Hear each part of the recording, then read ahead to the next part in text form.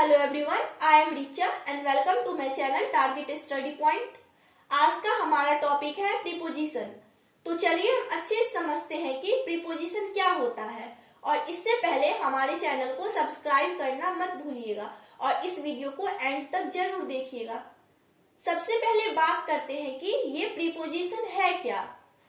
तो प्रीपोजिशन के नाम से ही पता चल रहा है कि प्रीपोजिशन एक ऐसा वर्ड होता है जो कि किसी ऑब्जेक्ट का पोजीशन बताता है। Okay, position in the sense कि वो ऑब्जेक्ट कहाँ है, वो ऊपर है कि नीचे है कि अगल है कि बगल है, तो उसको प्रीपोजिशन बोलते हैं। ओके, मैं अगर एक पेन को टेबल के ऊपर रख दूं तो ऑन लग जाएगा क्योंकि वो ऊपर है। ओके, टेबल के बगल में भी रख सकती हूँ, टेबल के नीचे भी रख सकती हूँ, कहीं पे भी रख सकती हूँ। ओके, तो प्रीपोजिशन का मतलब किसी की पोजीशन बताना।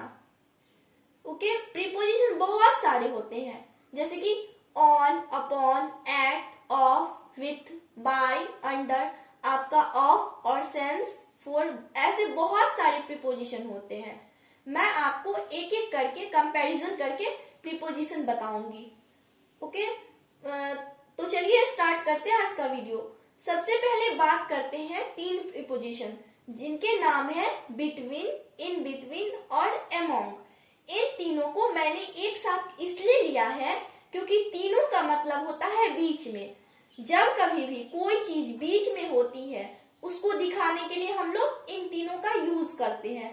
लेकिन करते कब है तो मैं आप लोग को बता दूं कि बिटवीन का जो यूज होता है वो हम लोग दो के लिए करेंगे, वे हमेशा दो के लिए होता है, ठीक है। और इन बिटवीन का जो यूज है वो हमेशा दो के बीच में जब कोई तीसरा आ जाएगा तब करेंगे। ओके, और अमोंग का जो यूज है वो दो से अधिक के लिए करेंगे। जैसे स्टार्ट करते हैं, क्वेश्चन नंबर फर्स्ट लेते हैं। क्वेश्चन नंबर फर्स्ट है हमारा, distribute sweets dash Ram and Shyam. इन मिठाइयों को राम और श्याम के बीच में बांट दो। अब राम और श्याम कितने लोग हैं? दो लोग हैं, इसलिए आंसर क्या होगा? बिटवीन। यहीं पे अगर मैं बोलूं रवि राम और श्याम के बीच में खड़ा है, अब क्या हुआ कि रवि राम और श्याम के बीच में क्या हुआ कि देखिए राम और श्याम के बीच में एक तीसरा आया है, तो उसको दिखाने के लिए हम लोग क्या लगाएंगे? In between. तो हम आंसर करेंगे Ravi is standing in between Ram and Shyam. Okay, तो आपको समझ में आ गया होगा कि दो के लिए बिटवीन और दो के बीच में जब कोई तीसरा आ जाए तो इन बिटवीन, और दो से अधिक की बात कर दे तो अमोंग। जैसे कि एक क्वेश्चन लेते हैं, डिस्ट्रीब्यूट बुक्स, इन किताबों को बांट दो डैश चिल्ड्रेन। अब चिल्ड्रेन की अगर हम बात करें तो चिल्ड्रेन का मतलब होता है बच्चे, बहुत सारे जब बच्चे हो तो आंसर क्या होगा? अमोंग। तो आंसर हो जाएगा अमोंग। ओके, क्लियर हो चुका होगा। तो चलिए हम अब आगे बढ़ते और दो और प्रीपोजिशन लेते हैं। बात करते हैं इन और इनटू की। अब देखिए इन और इनटू क्या है, तो मैं आप लोग को बता दूं कि इनका प्रयोग अंदर के लिए किया जाता है। मतलब इनका जो प्रयोग है, यूज है, अंदर के लिए हम लोग करते हैं। ओके, जब हम किसी चीज के अंदर होते हैं तो इन लगाएंगे, लेकिन वहीं पर इनटू का प्रयोग बाहर से अंदर के लिए किया जाता है। बाहर से कोई चीज जब अंदर जाती है उसके लिए हम लगाते हैं इनटू। जैसे कि मैं कमरे में हूं, आंसर क्या होगा?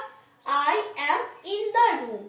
अगर मैं बोलूं उसने नदी में छलांग लगाई, अब इसमें उसने नदी में छलांग लगाई, बाहर से कहा जाएगा? अंदर, तो आंसर हो जाएगा he jump into the river. Okay, तो क्लियर हो चुका होगा कि अंदर के लिए इन और बाहर से अंदर जाने के लिए इनटू। ओके, आगे बढ़ते हैं। अगर हम बात करें इनटू की एक और प्रयोग की, तो एक और प्रयोग ये होगा कि अवस्था परिवर्तन के लिए इनटू का प्रयोग करते हैं।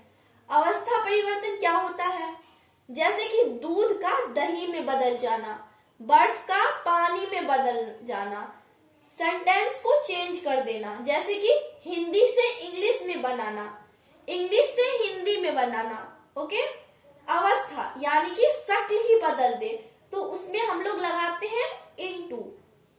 जैसे I change milk dash curd, I change milk, milk को मैंने कर्ड में बदल दी, तो आंसर क्या हुआ इनटू।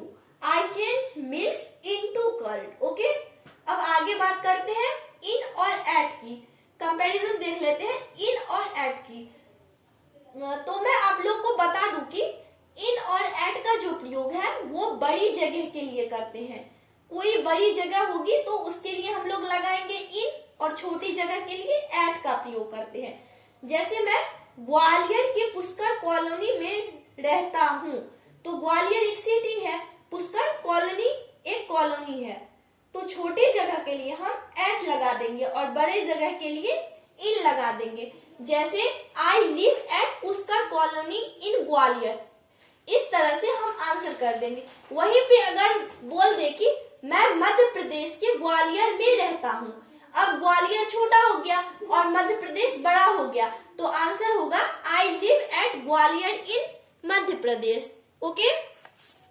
इस तरह से हम इन और एट को कंपैरिजन करते हैं, छोटी जगह के लिए एट और बड़ी जगह के लिए इन का प्रयोग करते हैं। आगे बढ़ते हैं, अगर हम एट का अकेले यूज का बात करते हैं तो जब कभी भी हम परफॉर्मेंस दिखाते हैं, किसी का प्रदर्शन दिखा रहे हैं कि मैं फिजिक्स में बेकार हूँ, वो केमिस्ट्री में अच्छा है, जब हम किसी का परफॉर्मेंस दिखा रहे हैं तो उसके लिए हम लोग एट का प्रयोग करते हैं, ओके। जैसे एक सेंटेंस ले लेते हैं, मैं क्रिकेट खेलने में अच्छा हूँ, I am good at playing cricket, वो फिजिक्स में अच्छा है, तो he is good at physics. आगे बढ़ते हैं, अगर हम लोग बात करें ऑन और अपॉन की, तो देखिए ऑन का प्रयोग होता है ऊपर के लिए, जैसे कोई चीज ऊपर है तो ऑन, लेकिन अपॉन का प्रयोग होता है ऊपर जाने के लिए, जैसे इन का प्रयोग अंदर के लिए, इनटू का प्रयोग बाहर से अंदर के लिए, ऐसे ही ऑन का प्रयोग ऊपर के लिए और अपॉन का प्रयोग ऊपर जाने के लिए। जैसे मैं बोलूं, मान लीजिए एग्जाम्पल है कि कोई चीज है उसके ऊपर कुछ रखा है, जैसे टेबल के ऊपर एक पेन रखा है, तो आंसर होगा there is a pen on the table, मैं पेन को टेबल पर रखने जा रहा हूँ। अब मैं रखने जा रहा हूँ तो आंसर होगा I am going to keep this pen upon the table, okay. जब कोई भी चीज ऊपर होती है तो ऑन और ऊपर जा रही होती है तो अपॉन। आगे बढ़ते हैं, अगर हम बात करें अंडर और बीनीथ की, तो अंडर और बीनीथ दोनों का मतलब होता है नीचे। जब कोई चीज नीचे होती है तो उसमें अंदर या बीनीथ लगाते हैं, ओके। लेकिन कब लगाते हैं, तो जब कभी भी अंडर लगाना है हमें, तो विजिबल चीजों के लिए, यानी कि जो चीज दिखाई दे रही है हमें उसके लिए अंडर का यूज करते हैं, ठीक है। और इनविजिबल चीजों के लिए, जो चीज दिखाई नहीं दे रही है, उसके लिए हम लोग बीनीथ का यूज करते हैं। जैसे एग्जाम्पल से हम लोग क्लियर कर लेते हैं, आई am standing dash the roof, मैं छत के नीचे खड़ा हूँ। अब छत के नीचे जब मैं खड़ा रहूंगा तब मैं दिखाई दूंगा, तो आंसर होगा I am standing under the roof, okay. अब मेरा सेकेंड सेंटेंस है, all the oil resources are dash the land, यानी कि जमीन के नीचे सारे तेल के स्रोत है, तो आंसर क्या होगा बीनीथ। क्यों? क्योंकि इसमें तेल के जो स्रोत है वो दिखाई नहीं देते, क्योंकि वो जमीन के अंदर होते हैं, ओके। जब कोई चीज दिखाई देगी उसके लिए अंडर, और अगर कोई चीज दिखाई नहीं देगी तो उसके लिए बीनीथ का यूज करते हैं, okay. So thanks for watching my video. अगर आपको ये वीडियो पसंद आई हो तो लाइक करना मत भूलिएगा और चैनल को ज्यादा से ज्यादा शेयर कीजिएगा। Thank you.